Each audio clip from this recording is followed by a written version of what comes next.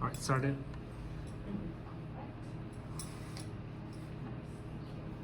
All right, hi everybody. Welcome to OIG. My name is Lauren Whearty. I curated these two shows with Amy Ritter and Jenny Fine. And today we're going to have a panel talk with Dr. Printz. And I'm so excited you're here, so thank you so much. Go guys. Thank you all for coming this evening. So obviously everyone in here has had a chance to walk through everything, kind of take it all in. So I want to first, just so those that didn't or those that need a little information about Jen and Amy's shows, each of you could talk about the basis of the show, just very like short and sweet, and then your larger body of work. It doesn't have to be short and sweet. You can go into it as much as possible, but just so there's a basis. Okay, I guess I'll start. So nice to meet you. I'm Amy, and this show is called "What Does It Feel Like to Be You?" and it's sort of like a sampling of my practice because it is kind of a strange, smaller space to kind of fit a lot of work into.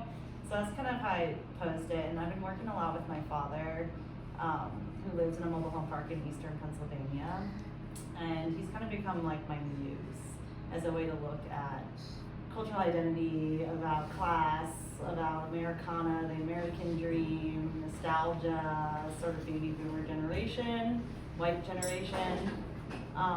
So yeah, I work a lot with him, photographing him, making video works, and so a lot of the work in there has to do with him, more specifically. And then, yeah, so a lot of class signifiers and sculpture, installation, interdisciplinary. But yeah, my work overall is kind of a combination of public sculpture, social practice, installation, video, kind of anything is on the table for me, but mostly like social practice of going to mobile home parks. I have a mobile home archive, so I travel across the United States talking to residents in mobile home parks. It's a place that, you know, isn't really documented and isn't really looked at, and there's a lot of people that feel unacknowledged and not heard. So it's kind of almost my way of taking action. Like I have like a uniform, a truck, everything that I go to kind of institutionalize myself as a business to move through these spaces that are private spaces technically. But I've had really great experiences, some weird experiences, but it has been a great way to inform the work that I'm making with my family. And so it's like very large project, but also and very micro project, and this is kind of more of the micro area of it. But a lot of my work is series, so like the window piece you see is like a larger mobile home park window series, and I'm trying to think of anything else as series. But yeah, so it's kind of it in a way, but yeah, a lot of like materials that relate back to makeshift, modular, or manufactured, affordable housing. Yeah. I'm Jenny Fine. Thank y'all for coming. So I studied photography at the University of Alabama and again at Ohio State, but I always expressed sort of, especially to my undergrad teacher, that the photograph wasn't enough. Like that there were so many things that happened outside of the camera during the process of working with my family, because I was predominantly photographing my family because I'm interested in people. Also, it was a way of spending time together. My grandmother, Fine, who became Flat Granny, she was the primary subject because she was the most willing. She was retired, she was a school teacher. So while I was like learning all of the mechanics or whatnot of, you know, exposure triangle and all the things, and figuring that out in practice, she was telling me stories, and they were stories from her childhood, etc., kind of passing on history. And so to the pace of like, and it was a camera that actually, it was a twin lens. Anyway, I go into like too many details, and I'm going to try not to go too far into it. But it even had sort of you could hear the sound of the timer going around, and then you had to physically roll it. And so it was this like, almost like spinning, you know, thread or whatever. Anyway, but it was all became like sort of to the pace of this storytelling. And so storytelling and photography sort of became intertwined.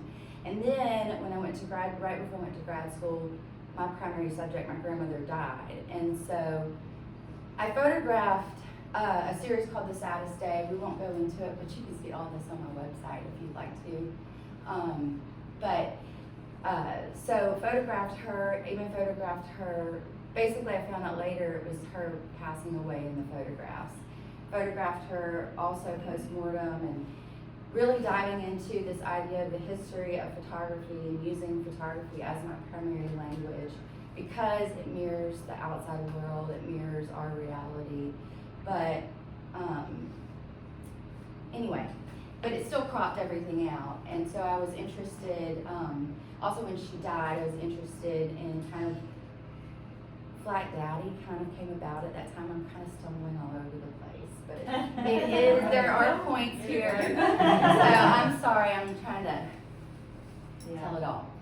But so after she died, basically my muse, like you said, had passed, was gone. And so I wanted to be able to continue working with her and her narratives. And I had this archive of images. But also about the same time, and my grandfather was in the military, the Army Reserves, I think in Michigan, a company came out with Flat Daddy, which is a life-size photographic cardboard color cut print, and it's usually from the waist up, and they stay home while the soldier is deployed, and this was all during the Iraq War. And so you could start to, and a friend in grad school, Amy Powell, another photographer from Ohio, she brought a New York Times article about the Flat Daddy to critique, and it reminded me of the history of photography and post-mortem photography where, you know, it was better to have a photograph of your deceased loved one than to have nothing at all. And so the photograph started to become a stand-in for the absent loved one. So thinking about absence and presence. And anyway, so Flat Granny was born first as just a cardboard cutout to be inserted into photographic situations. But then I also moved towards performance, live performance. But she was very stiff, and I wanted to not only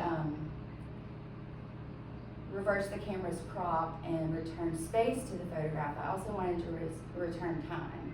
And so made her cut out into a photograph that could be worn and animated by a performer.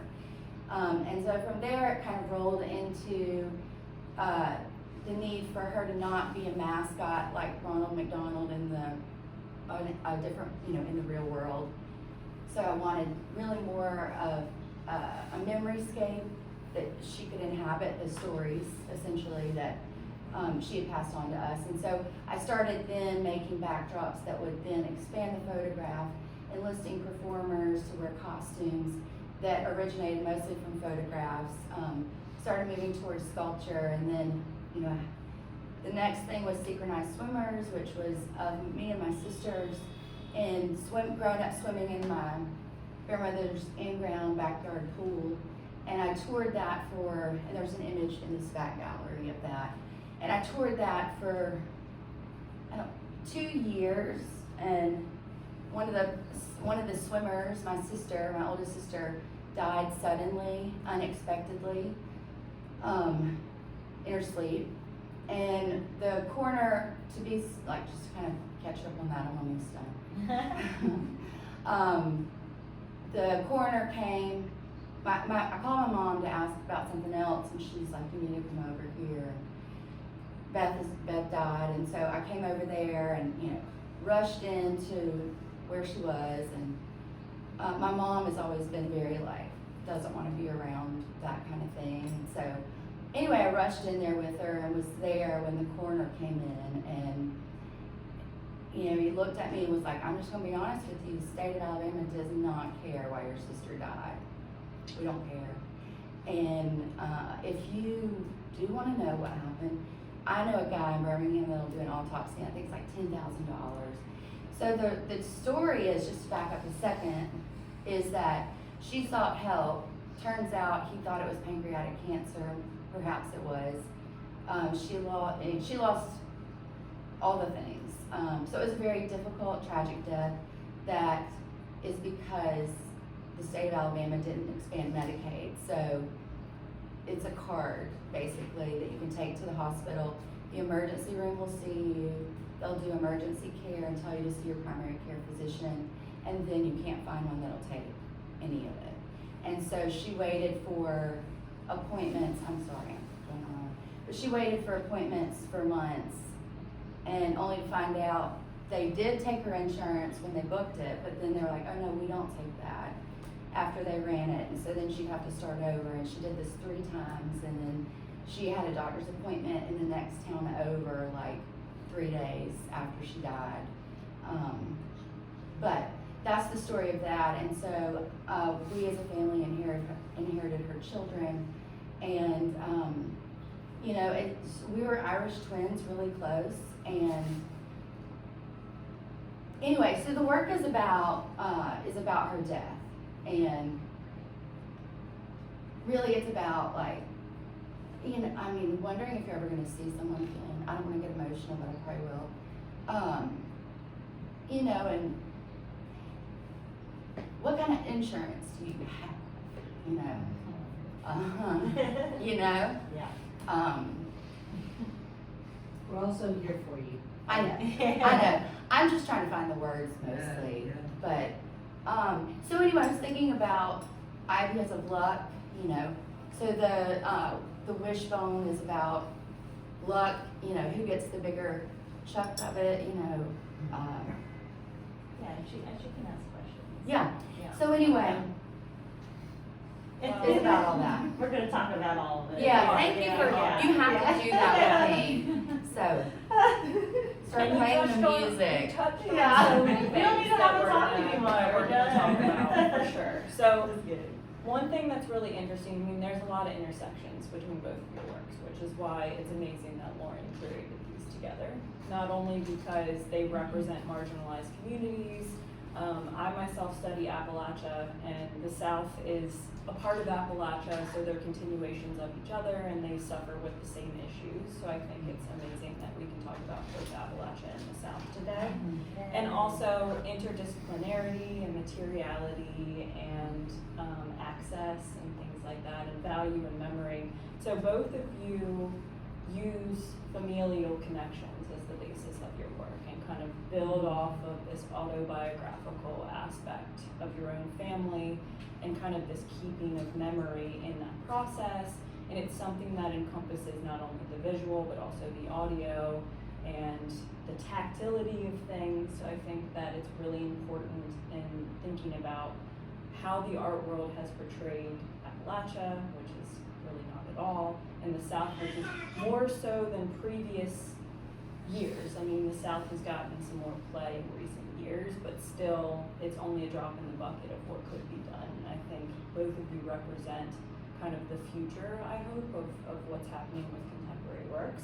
So I'm gonna dial it back a little bit, and then we'll push out a little bit more. So I was really happy to learn in getting to know you both and your work and your bodies of work, that you both came from a background at Ohio State, which of course is in Appalachia, and knowing the professors that are there and what you were exposed to and kind of the environment and how that affected, how would you say in each of your work, coming from Ohio State and being in, I mean, I know you're from Appalachia, mainly like the Lehigh Valley and everything in Pennsylvania, but how would you say having a background in photography, having a background coming from Ohio State influenced the way that you went about your body of work outside of grad school?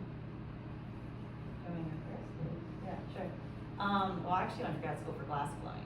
So it's like big departure, but I kind of went to grad school as a 3-year program actually when I arrived, which was great for me because, you know, coming from the way I grew up, I was very uncultured. It took me a really long time to get to who I am now. And so I didn't take a sculpture class, a photo class, nothing. I actually was gifted a camera from my father in grad school from QVC that was, you know, like a digital camera, and I just started photographing things and photographing myself with glass because I'm a very like physical feeler more than I am like reading books and texts and academics. It's just not how I grew up. I'm more like intuition and like working through problems using my body as the subject matter. So I was building a lot of like sculptures with my body as building material, as like scaffold, as structure, because it was cheap and accessible and I had no money. So it was also a really cheap way to take a whole bunch of photographs and then see how the emotion is being portrayed through them. And in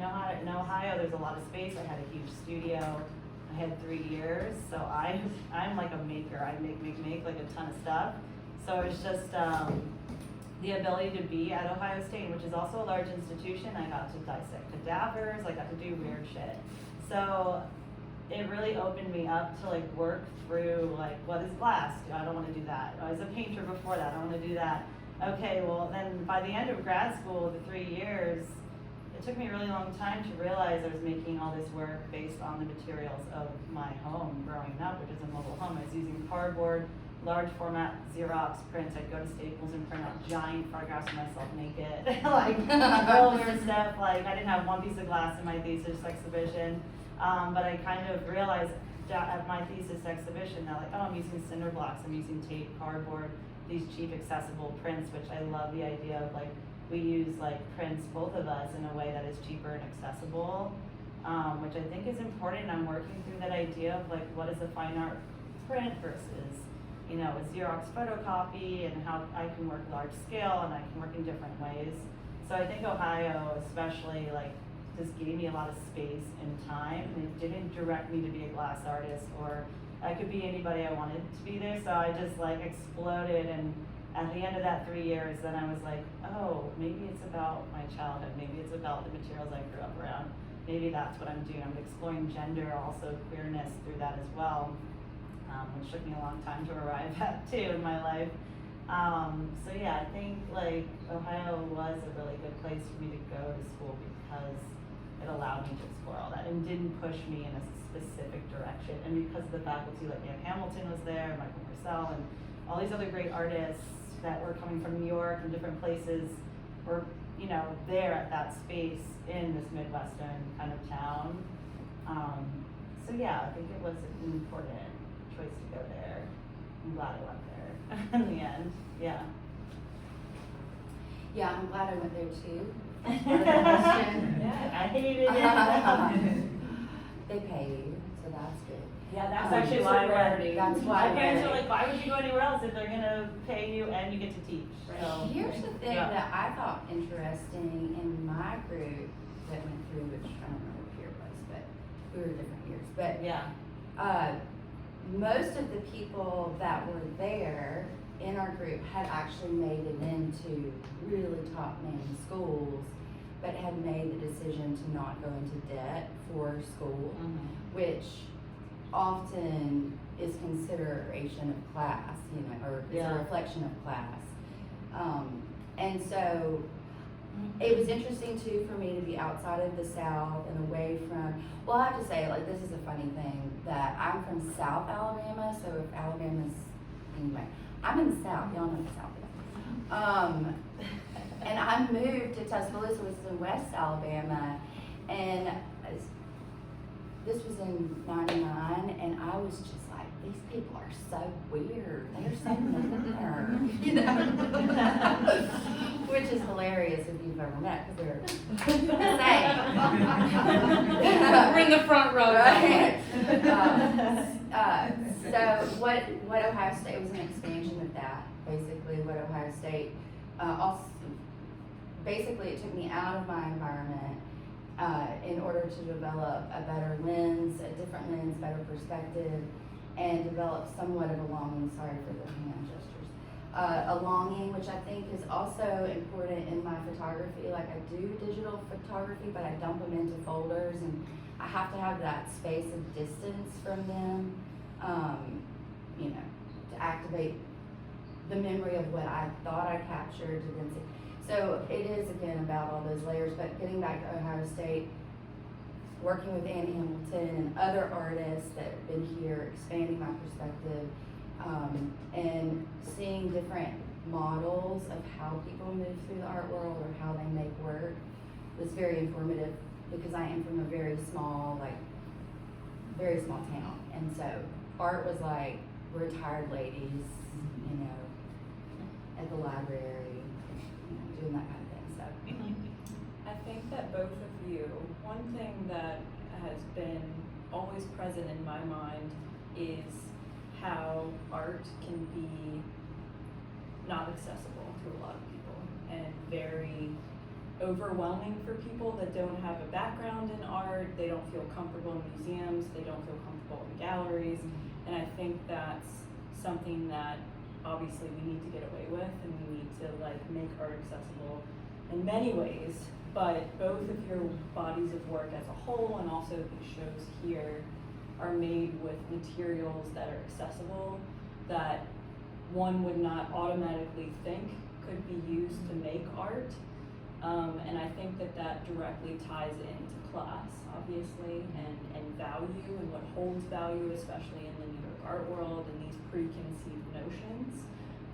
So if each of you could talk a little bit about how those materials, I mean, you already have a little bit, Amy, but how those materials make art more accessible for people to view your work, how that ties into kind of your upbringing, and also presenting that in kind of like, I mean, this isn't a normal gallery space because it's artist run, which makes it more accessible all around, but presenting materials like that in the New York art world, which is, you know, run by like 5 people and very like, you know, hard to penetrate. Yeah.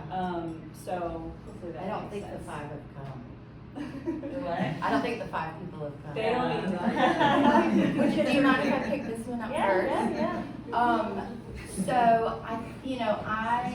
family is very important to me, as I'm sure it is to all of you.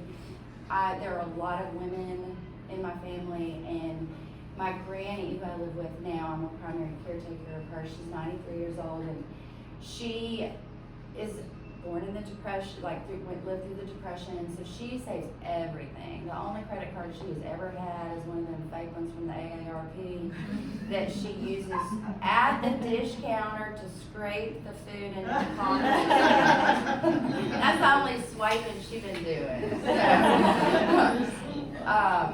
So this idea of making do, like keeping things, the home, women's work, all those things are really important. I think are important skills that have been overlooked. We all understand that in looking at the history of art. But I will also say it's very hard to penetrate, and I don't think that I have. This is such a privilege to be here. But I will say, like, at a residency that I've been to in the past, which kind of is related to the Art Institute of Chicago, so there's like a specific type of art being made there by, you know, wealthy people, essentially, or people that are willing to go into debt for art, and they don't like these materials, not at all. They're like, you know, that's a tarp. I'm like, I do know it's a tarp, but did you ever think about that the tarp is often used after disaster or after some kind of trauma has been used? So all of these things are really important to me. The visual vocabulary, the language of the everyday material, not only to make it accessible, but it's part of who we are in Appalachia in the South, of making do with what you've got. I'm reminded, I'm not going to go into some deep thing because you'll have to figure it out yourselves, but you know, when all of these folklorists were coming into West Virginia and Appalachia and all that, they thought they were going to bring culture to this place. You know, it's surrounded by mountains, and so they really thought that was a barrier, but really it was a way of, it was a bowl, you know, that created their own sort of internal culture. And so I'm just honored and proud to be here, and the materials are really also used from the installation. They've been used over and over and over, like circus, tent, and props.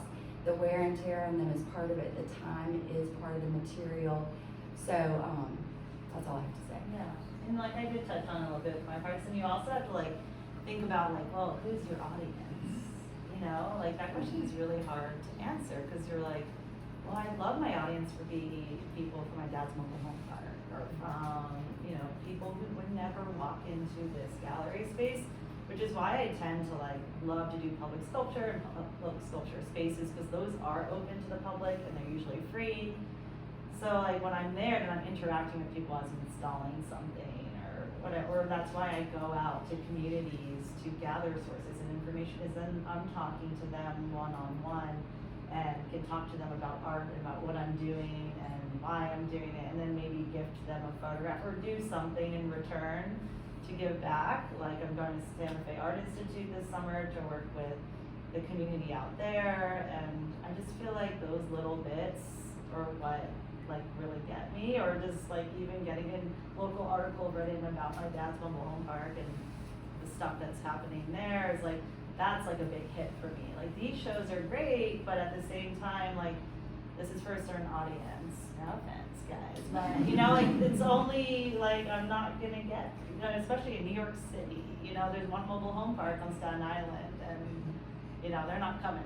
So, they're not going to pay that toll to come to the show. So I don't know. It is a difficult question, but I do like the idea of the materials being like important part. Like OSB plywood on my prints, it's a texture that comes through. Like all the materials are thought out, and like I think of myself as an artist, but also a laborer artist, because like I'll move hundreds of cinder blocks for hundreds of bags of concrete, and like it's tiring, you know. Like I'm like sometimes I'm out there in Colorado in the middle of a mobile home park, and I'm like, how did I even get out here? What am I doing? Because I do this all for free, you know. Like technically, like we do this all because we're passionate and love it, and like we find it. I think it's important to share this message from a white marginalized community. Like it's a difficult world politically right now in the art world to sort of venture into, and to even say that was like empowering recently for me to even like add that language to my artist statement or to a text. So yeah, it's something I'm grappling with all the time, and I think the materials in our shows and like that is just part of our upbringing, how we saw the world, versus someone who's in like a white chip gallery might have had more access to materials that were fancy, that cast aluminum or whatever. So like that wasn't maybe in it for us because we didn't have the money to make that type of work. So well, I also want to say, like contextually too, I'm from a town that, sorry, I'm going to off with you, but a town that has the Boll Weevil Monument. It's a part of my history and my storytelling because my grandmother was Woman of the Year. Only, and I'm going to get off topic and forget what I was going to say, so sorry. But I only learned this after taking this narrative. We have parades around the Boll Weevil Monument. You know, the Boll Weevil is the reason why we are rich now, because the Boll Weevil came and ate all the cotton and we were all devastated, and then we turned to peanuts. There's a huge part of the narrative that I didn't know was being left out. So all to say, it was only taking those stories outside of their context of where they've always been told that I gained other perspective and empathy for a larger population of people, and then also a lot of empathy for the Black population in my hometown. All to say, what were we talking about? materials and accessibility. Yeah, I mean. Oh, the town though, they wanted to commemorate the Boll Weevil or whatever, so they ordered a statue. This was like in 1902. They ordered a statue from like a statue catalog from Europe, because that's what they thought. They put it in the middle of a cow trough, or like the horse trough in the center of town, and it was a fountain that was sprayed water onto the street. So all to say, like this idea of art and who can access it and what it is and where to use it, and all of those things are really interesting. And I think that one of the things that Amy and I were talking about this morning, get to the point, is that she's like, I've never considered myself an Appalachian artist. And so I think that's part of the problem, essentially. And that's pretty much all the Appalachian artists, especially contemporary ones, and Yeah. also historically. So like, Yeah. me doing this work is like building and making people feel, because we've been taught, and this goes for the South too, we've been taught to feel shame for where we're from. Yeah. So, Well, and Eric, digging yourself out of that. Eric's from New York State somewhere, and he's like, I'm Appalachian. Yeah. So it It really goes- blows your mind. It does. It goes from New York over into Ohio and all the way down to Mississippi and Alabama. So it's a massive region. That's like a third of the country, Yeah. which is all the more reason why it should be addressed, because it's been put in this box specifically because you can't extract something if you make the people look like, Yeah. you know, they're basically marginalized in order to take advantage of Yeah. the region, and the same goes for the South. So that's where histories get overlooked and upturned, and now is the time, and I think it's more important than ever now that people are coming together because we all have the same enemy, essentially. So it doesn't matter in these times, you know, like where you came from, it's all about what's been done to us, and we need to kind of unite and move forward. So I think you all are doing like the good work with your materials and with your subject matter, and you're laying yourselves bare in the process of it. So one of the articles I was reading, Jenny, there was a mention of women as the keepers of memory. And I think that's really interesting for both of your works because you are keeping your own personal memories, but you're keeping memories that resonate across people about dealing with death, about dealing with class, about dealing with feeling devalued, about struggling and like getting, you know, one step forward, two steps back. So I think it's really important, obviously what both of you are doing, but I wanted to kind of weigh in a little bit. What do you think about women as the keepers of memory, and do you think that impacts, I mean, why you went this direction, which I'm sure you're gonna touch upon things you have already again, but. Well, I think I'm also biased because my dad's a great storyteller, so I'm not gonna, but yes, I do think that as a woman, a lot of my stories and narratives came from women, and they are women perspective stories, and so they are passed down, and I think that they are important.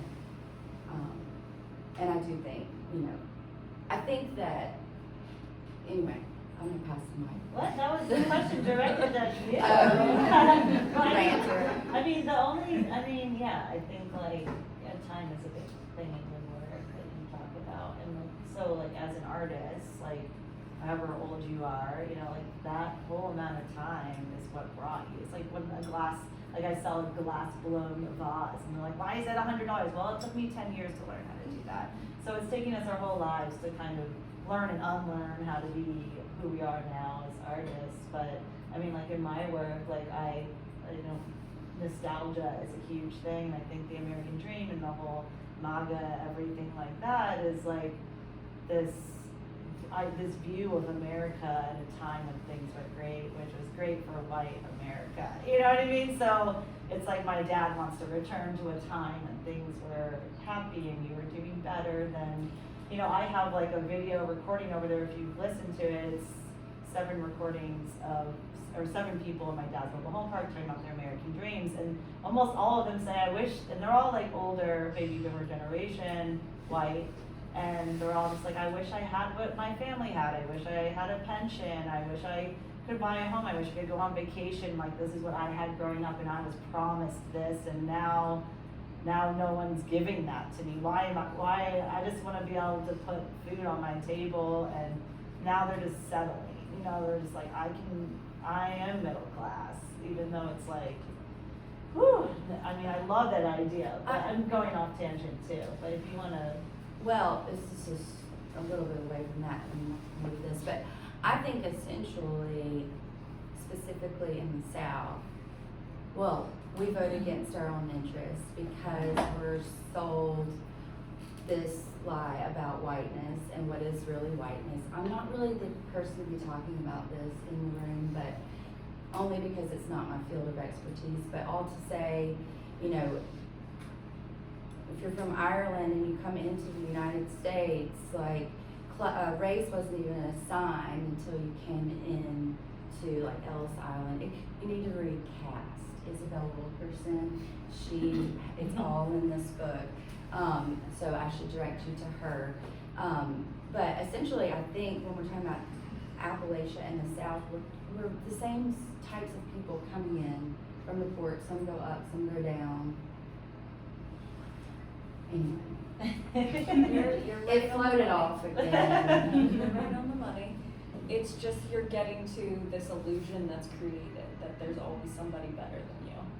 and Yeah. therefore you're marginalized. And it goes beyond like race, it goes beyond sex. It's a tactic to keep you down, and so that other people can reap the reward. So this conversation is really important because we're kind of addressing these things that don't have a place really to be addressed in our world. And we make a lot of illusionistic, Right. like I call a lot of my works facades. Yeah. You know, they're these trompe l'oeil, they're sort of like impersonations of the thing. And like yours is very, people also said like my work's very theatrical too. So, because I'll do larger installations in space. So like, I like the idea of making a thing that's not the thing, but it's of the thing. So I think that's where photo came in with the sculptural elements for me, because I was able to play with like the idea of a window and the voyeurism of that, and being able to walk in front of a space that you wouldn't normally be able to enter, and look into a space and see the reflection of the neighborhood behind you, and see the person inside, and see the next space past that, and see all the elements of like the gun sticker or whatever else is in the window space. But also then it's like this glass pane that's between you, and like who is that person inside? It's almost like a jail cell. It's almost like a place where you know, my father can't leave because of the issues surrounding mobile home parks and the predatoriness of, you know, companies coming in and raising rents, and it's gross. It's really gross. So it's like almost stuck there, so it becomes like a jail cell. So I just love that play of like facade and theatrics and like fooling, and yeah, like you can enter it. An adjacent thought to that is that the illusion of history and like who gets to tell it, who gets to say what happened. And in taking that Bold Legal Monument Cotton Project outside of Enterprise, like I learned that other perspective, and like, yeah. So I think about that a lot, like who gets to make the narrative, who gets to pass it on. Right. And both of you have kind of this element of ritual in your work, this element of like kinship, obviously your family members that you're incorporating into the subject matter, and also this kind of, especially your work, element of the esoteric. And I really like, Amy, you talking about this theatricality, because obviously you have different kinds of theatricality, and you get to the theatricality through the kind of interdisciplinary use of materials, and having audio, and having like sometimes video, and you know, sculpture and painting and photography, all of these things mixed together. So let's see, I thought, just like you It's guys. contagious. It is contagious. So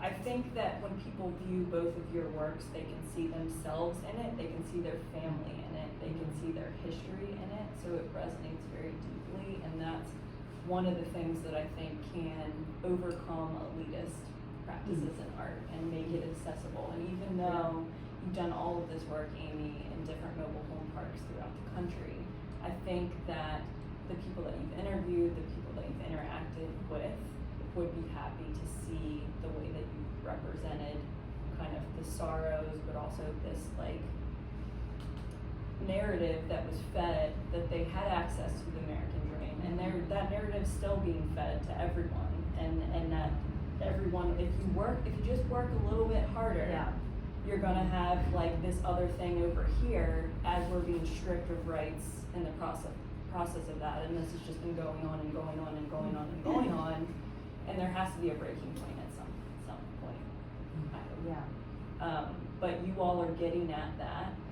You got to the breaking point, and you're revealing this like, you know, esotericness of coming in contact with your loved ones again through these like kinship and folk practices, and kind of like the esoteric spirit world and things like that.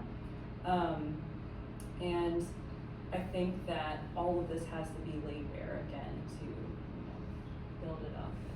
And I really look forward to seeing how each of your work develops, and I think that you should continue in the vein that you're going in, and just make sure there's lots we can talk about, obviously. Yes. I want to make sure that one thing that I thought was really interesting is the water element in both of your work? You obviously have had like massive series. There's a lot of elements. There is yeah. with the dream. Yeah. And these like memory making. Yeah. We had some magic water too. Well, I mean, I like Space lended some water. Oh yeah, we did. But I like the idea of talking about the rotations, and I think about that a lot with like things that are cyclical in nature. Like my dad makes a lot of drawings too, and they're all about clocks, 30-day eviction, paying the rent, this 30-day clock that everybody's on, rotating again. This look, make America great again, and we're like on this broken record. And so I wanted to do a lot of works that were like kind of playing with that rotation and like water flowing, and I guess as class signifiers, like running, like keep the water running is something my dad, it's like in my head, like in the winter you need to leave the water running 24 hours a day or the pipes will freeze, whatever. So like I just like that play, and I wanted to just circle back really quick to like you were talking about like these people who I are interviewing, and one thing I always say to them is like, the reason why I'm doing this is that other people can hear your story and not feel so alone in this world, and that's how I get them to participate, in this. But I do, sorry, I just wanted to add that back in really quick, but yeah, the water element's interesting. I didn't even think about, because our work is so different, color, wise and stylized, but I think, yeah, the water is one thing that flows through, and flows through the space sometimes. Yeah. Water is continuous. Yeah, it's It recycles continuous. itself and all of that. Yeah, I just so. feel like it's what people feel like they're on this like whiplash, and they just feel unacknowledged and unheard and unlistened to, and that's just why people are so unhappy. And like I see it firsthand talking to people like through my travels, and it's like really sad. I mean, sometimes they're good stories, but most of the time it's not. And it's a lot of things with Medicare and medical is actually the hugest, one of the biggest issues people seem to bring up. But yeah, just securing their futures, and I don't know, yeah, it's difficult. It's like, it feels like you can't get out of, even I feel like I can't get out of the hamster wheel. Like, how do I break out of my poorness? How do I break out of this class? How do I climb? That's why I used to like build scaffolding with my body. Like, how do I get myself up there so I can look and see what is happening? And it's hard to do that when you're in there at the bottom, like, and I think that's also hard about being from these places, is that there's not a lot of artists doing it, because like I was just saying today to a friend, like, I'm older, and like the fact that I'm even still able to do this and live in New York City is like blows my mind every day, and I have to remind myself, like, you're doing it, it's okay, like you're fine, like yours, because like it's really hard out here. So yeah, I feel like, that's why me and Jenna became friends, so we talk about that. But yeah, I don't know. Yeah, and that hamster wheel is by design, because you can't Yeah. get out of it, you can't think outside of it when you're in these cycles of poor health and being poor and like not in survival Place to mode all the live. time. Yeah, you're constantly in can't- survival mode. Yeah. Yeah. Mhm. And that's like a large portion of the country at this point. Yeah. And like I'm sure you And know. even people in the middle class Yeah. and upper class are having that survival mode, Yeah. and they're getting a taste of it right Yeah. now because we're losing the jobs. Yeah. So one thing, just another off thought, but especially with all the funding changes that we all know about, that it's ever more apparent to me that community and building community and building connections, this is my little analogy, I very rarely have had, and never have had anybody that's like really up high say, come, join me up here. Let me give you all the resources and money and do. Yeah, but whatever. instead it's people that you have relationships with, and that, anyway, so I think it's gonna be all about community and all about that kind of relationships and fundraising as well. We're on our own, but we're in it together, I guess, to sound cliche, but. Or waking up. essentially it. And I think that more people are starting to feel it. And I think that that's also a reason why spiritualism, I keep, when you just notice, I've just been seeing it everywhere now in art. It's like there's a resurgence of spiritualism. I think we all know that with studies that religion is going down, people are leaving churches, they're going out of business in some way. But like spiritualism, trying to figure out, what's beyond the veil, all of that is sort of increasing. I don't know, I brought that up. Organized religion is a way to control people. And people can't control you if you're spiritual, because you're in charge of your spirituality. Yeah. So hopefully, Yeah.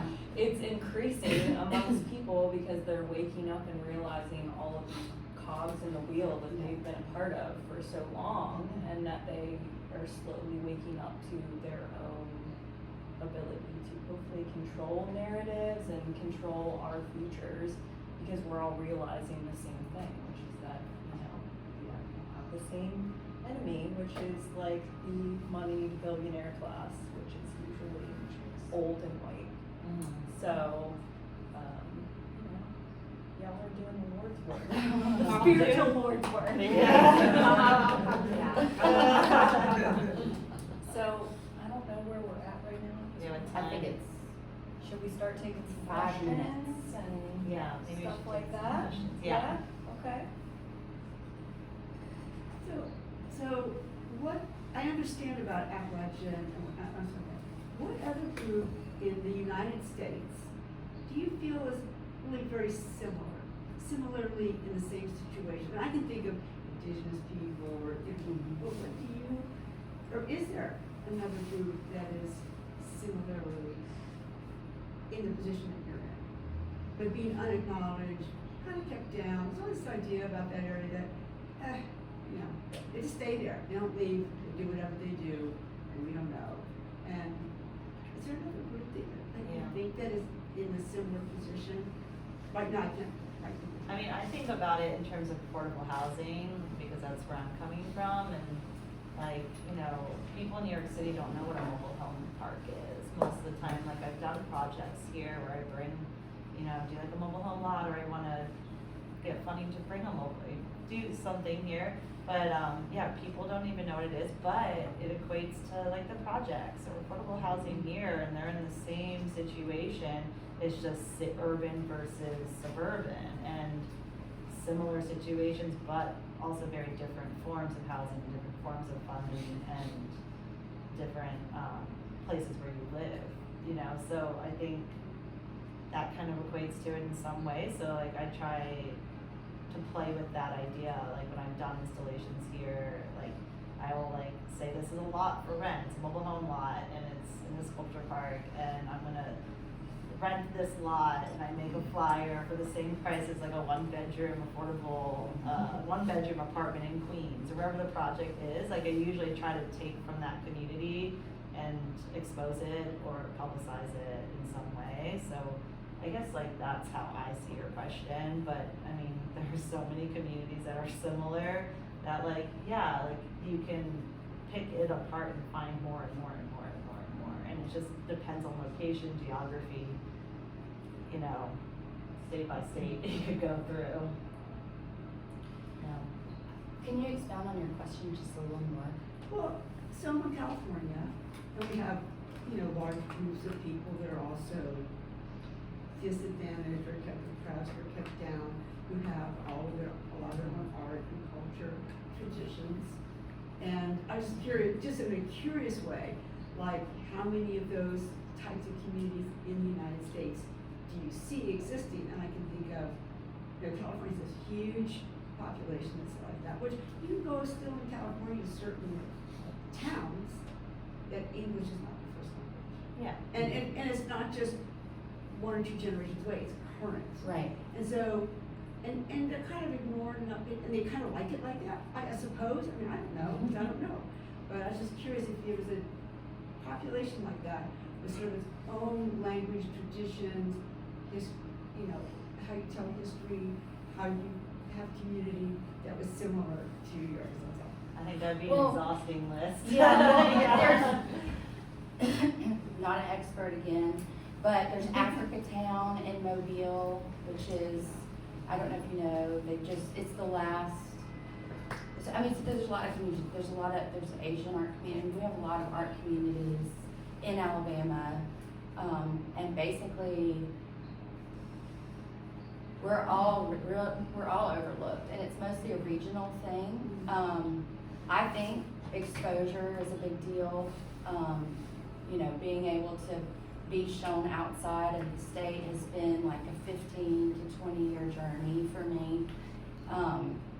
Sorry to just talk about me, but I can tell you that I have students from the state, and also I teach online for students in Florida, and you know, there are very similar opportunities. They just never really go on to make a wave beyond like a community event and then it living on the internet later. Like making sales for art is very hard in the region. If that's answering your question, I don't know if One it of is. a curious question, I didn't have Okay. a preconceived notion of what the answer Yeah. would be. I just think of different areas of the United States, there's sort of pockets of culture. And there's like a whole movement of like artists being kind of pushed to work within communities and do community projects. It's been like a big source of funding, but it's also like not, artists don't actually, like, you think it's this great opportunity, you're gonna go in this community and do this great thing for everybody there, but you never pay yourself. You never are paying yourself for any of that.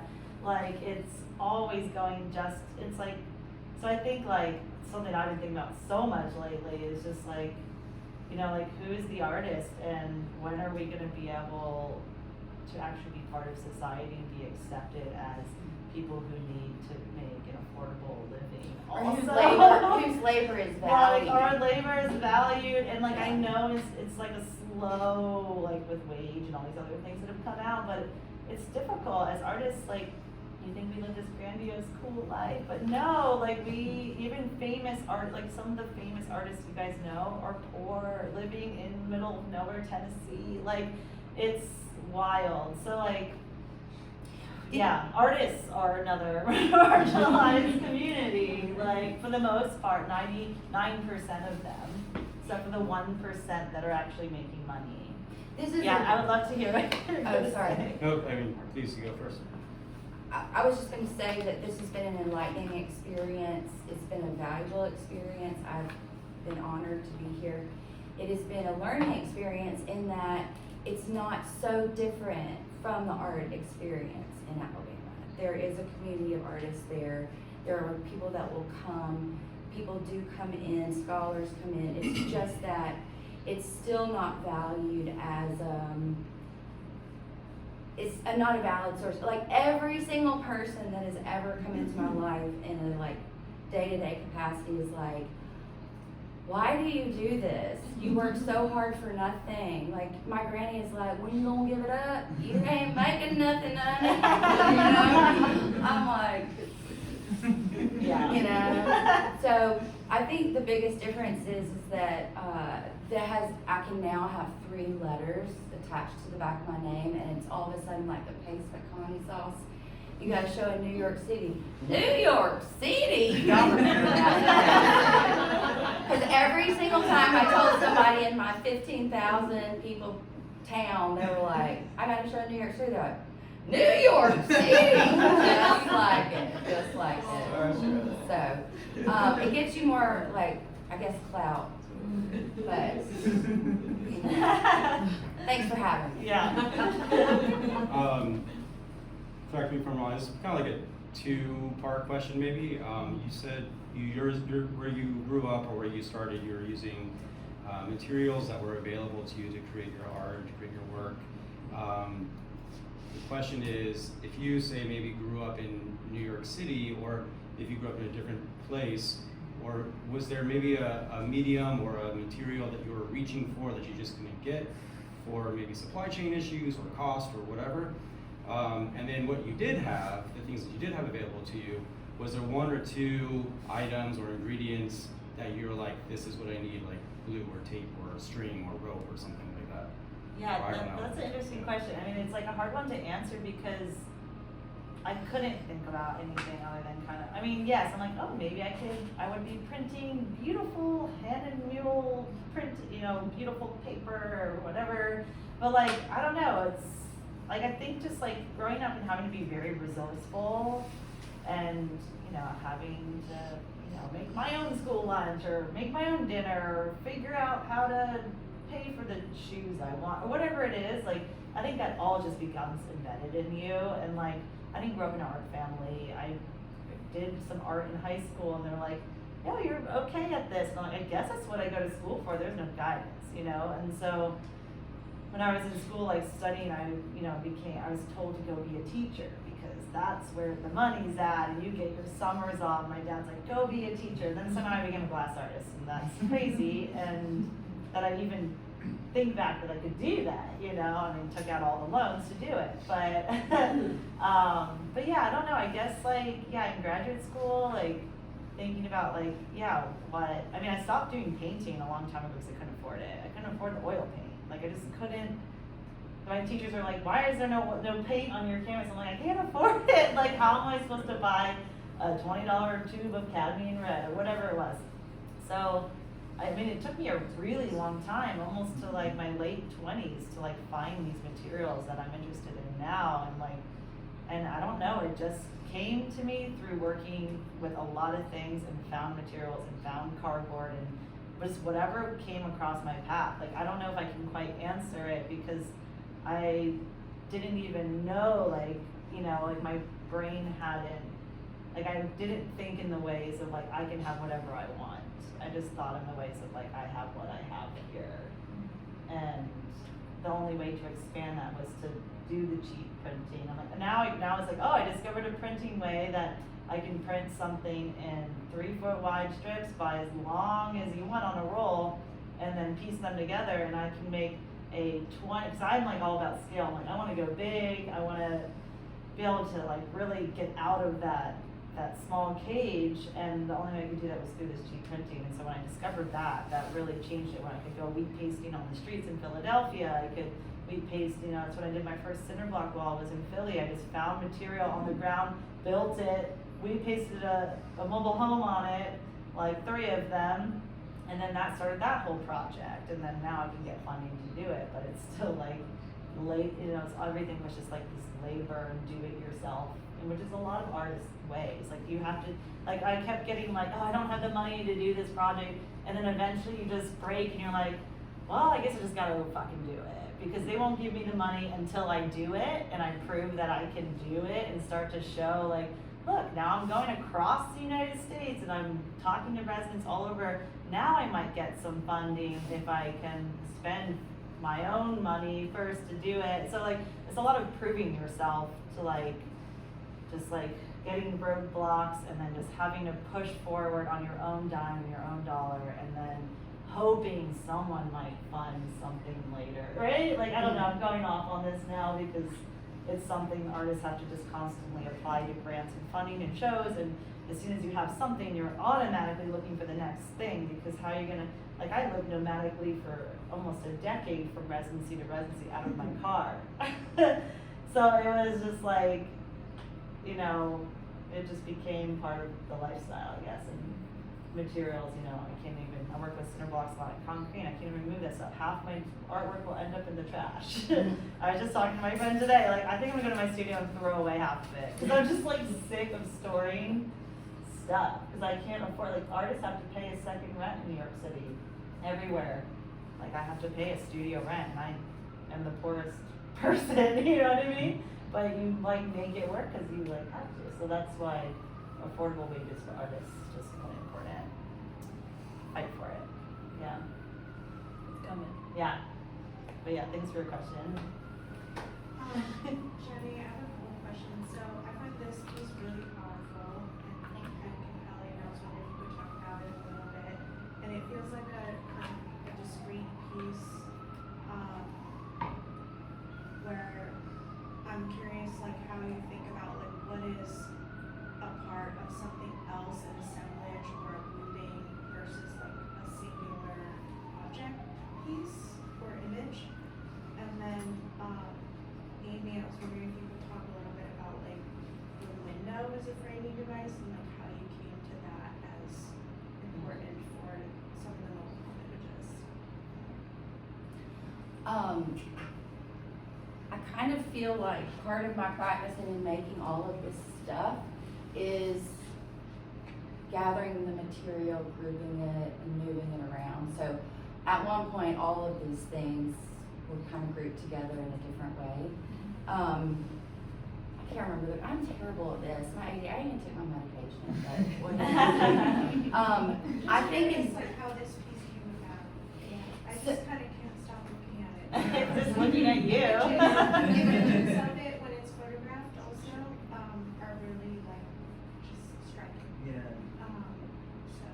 well, okay, so it started out, everything is around this water theme and death. There is a narrative, I'll try not to go too far deep.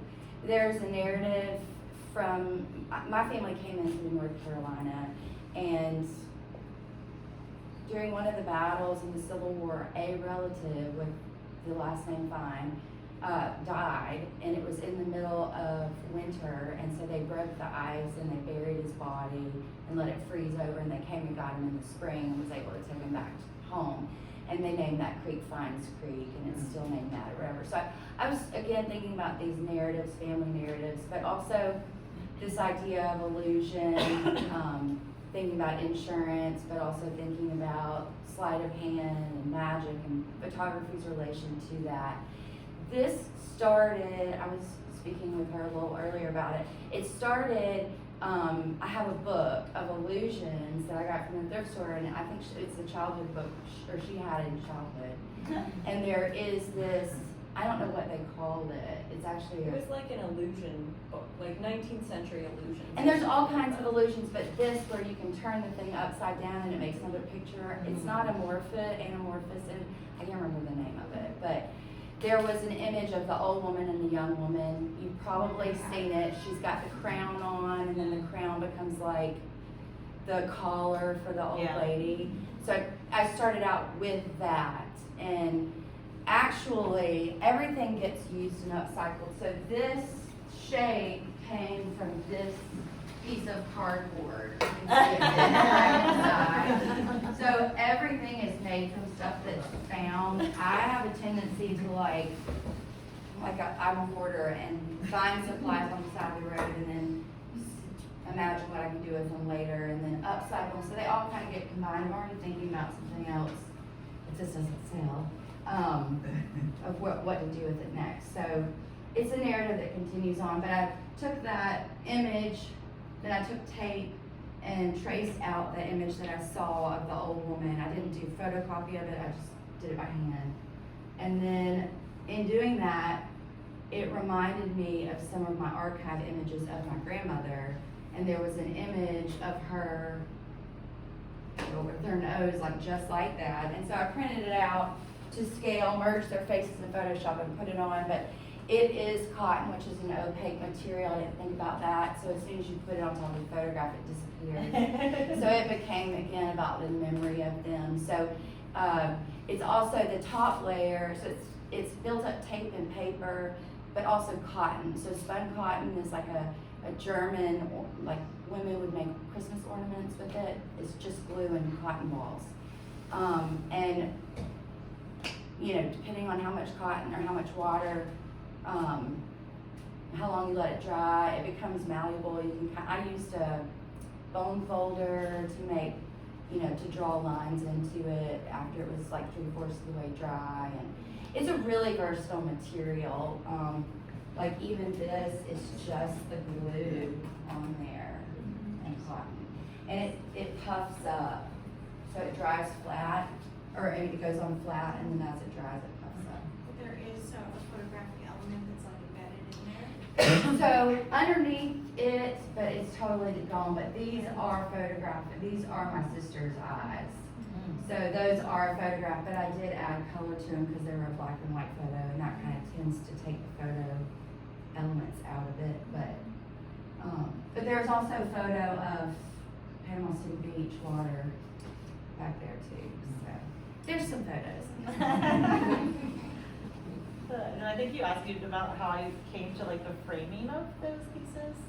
I think like, you know, like photographing for me was just a way to photograph to then make sculptures. So when I was photographing homes and things, I just started to notice the windows and how the windows were class signifiers, like what you saw in them. And then I was like, I'm someone that's always thinking like, you know, when I see someone, like, what is their life like? What does it feel like to be here? What does it feel like to be that person? Like, what is going on? Who are they texting? Like, what are they up to? What are they going? Why are they crying? Whatever it is.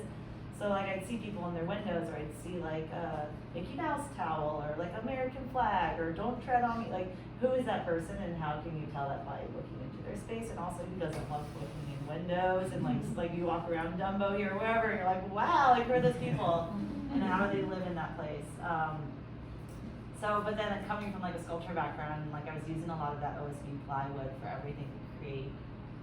Sculpture is very cheap.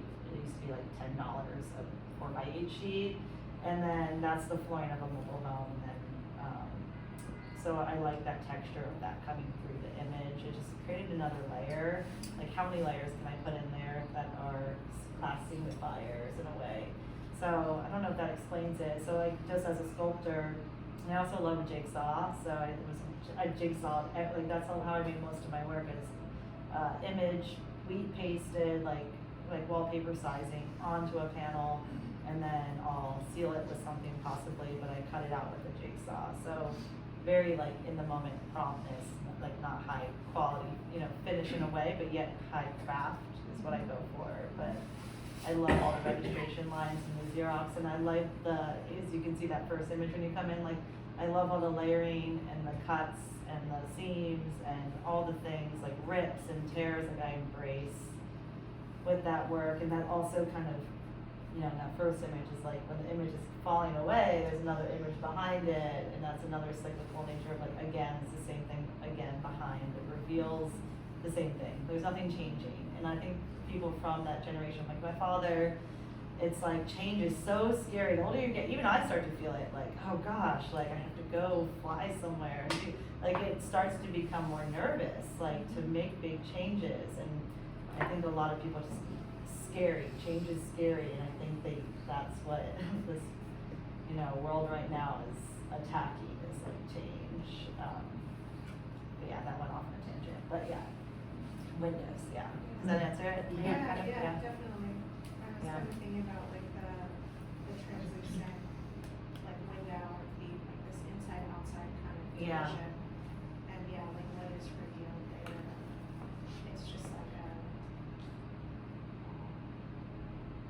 a natural, I guess, framing device for a presentation. Yeah, and I like that it's like the 1-to-1 ratio, so it feels like you're there. And that is my father in that print. If I didn't, he's actually the first person I photographed in a window. And then it only came about because I like would blow up these huge mobile home images. And then one time I just saw a guy on his phone looking at me. I didn't notice this until I blew it up. And like, oh my god! I'm like the creep walking around like in people's windows. Now I get permission, kind of, but before I just go in rogue to these places, and now as I get older, I get more nervous, right? I'm like, oh God, I have to go into these. It's like a Tinder date, you know? You're like going into this place and you don't know what you're gonna expect. You don't know who you're gonna meet. I've been chased out, like being called a drug dealer. So now I like go in and I wear a uniform, I wear a ghetto truck, and I call the manager, and they take me on their, you know, like 4-wheeler around their, whatever happens, but like. I kind of have this like superpower where people will like let me in their houses and they'll tell me everything. So like I'll have like a 2-hour phone conversation for like a 5-minute clip that I need. So yeah, I don't even know what I was talking about that, but oh yeah, because I saw someone on the privacy thing. Yeah. So I want to, and when I go to Santa Fe in June, one of my projects is I want to work with the local communities to photograph people in their spaces more through the windows, just to give. I just wanted people to see that like they're just like us. They're just a normal family. They live in a normal house. It's different than yours, but we're all human beings and we all have feelings.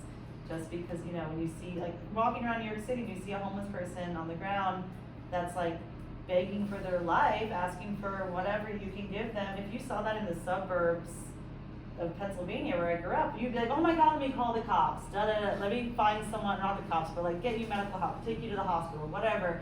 Here it's like ignored.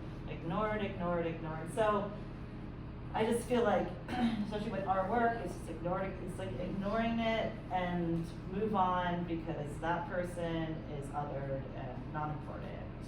So I'm trying to show and bring that work to these spaces to show that it is important. And even if I don't agree with my father's politics or these people that I'm talking to, like, I still care for them and I still understand and I see the problems and I see why they voted whichever way they did, and I don't judge them for it because I'm like, I get it. You can't afford the food on your table. You can't do this. You need the change. You need something to happen, and yeah, it's just devastating what's happening. Yeah. Time for one more question? Any more questions?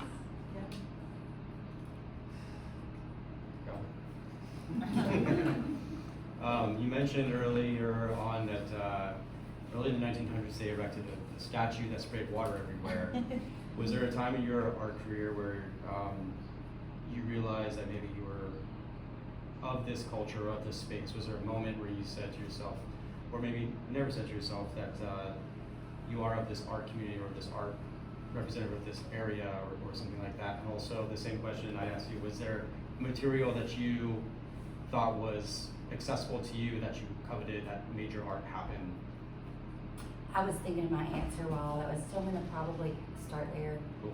And I may ask you to repeat the other question. This is also why I'm not gainfully employed. I'm not very good at interviews because I'm always forgetting what I'm supposed to be talking about, so forgive me. But I will say that when I worked for Ann Hamilton at Ohio State, she was on faculty there, that she said, follow your instincts, your antenna, because that's all you've got. It'll lead you in the right direction. And that was always really kind of easy for me because I'm a person that, like, if you tell me I have to, like, be somewhere, that's the last place I want to be, you know? Like, if you tell me I have to sit in an office all day, I'm like, oh my God. Like, trying to find a way to get out of there. So when I moved back from Ohio and came to my dad's house, I went up in the attic for something, and there was a bunch of these little pieces of wood from the molding that they built the house like 30 years earlier, and I was like, Dad, what's that? He was like, that's you. I was like, what are you talking about? You're like, you could not let go of how beautiful those things were. Like, so I have always, like, collected, I think it is really ingrained with growing up in my granny's house and her using objects, like mispurposing objects or repurposing or whatever the right way to say it is. So for me, grad school and some of the other like accomplishments along the way has just kind of affirmed for me that it's okay to do those things, you know, and that I don't always fit neatly in a junior college office. Did you? I got fired. Did you go down for art? Like, did you start your? I feel like. I mean, I don't remember you were a fine artist, but was that your path originally? It wasn't. Okay. I didn't know what I wanted to be. In fact, that whole first year, I just walk around and ask people what I look like I'm gonna be when I grow up.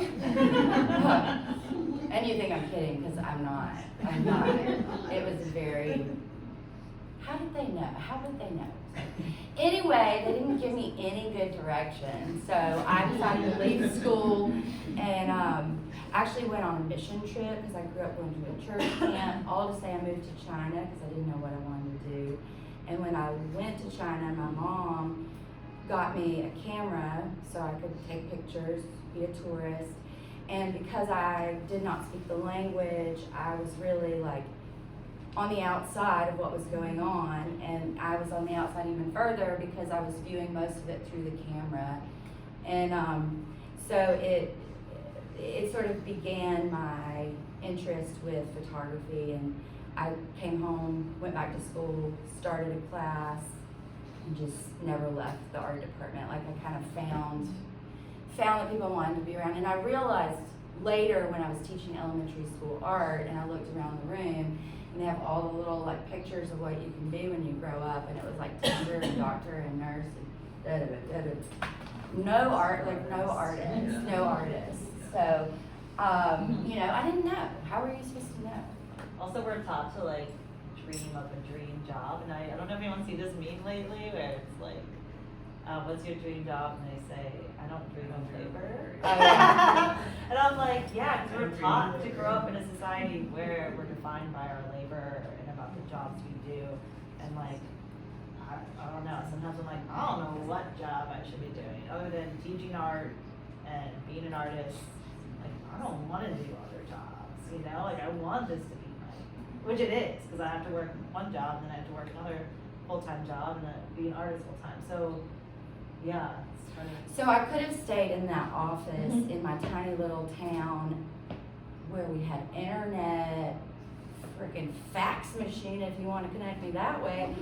Every single thing, app, you could go to my phone, but you must be in that seat in your office with the door open for people to come in when they need you. I'm like, they can call me. Anyway, it was crazy, absolutely crazy making. And so I've realized now at 43 years old that like, I'm just gonna be a person that has a lot of jobs, that has a lot of hustles. Basically gonna be in New York or in Alabama. I'm gonna have to hustle. But I'd rather do that than be stuck somewhere. So anyway, that was a tangent, but. Yeah, thank you both so much Thank for you. sharing all the things, and I hope you all enjoyed it as well. Yeah, thanks. Thank y'all so much.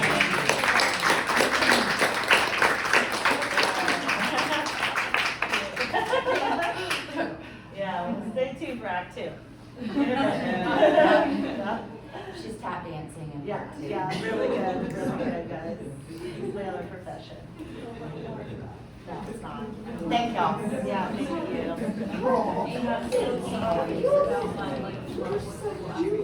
I know. Well, it's kind of working. That's what she, that's her job is.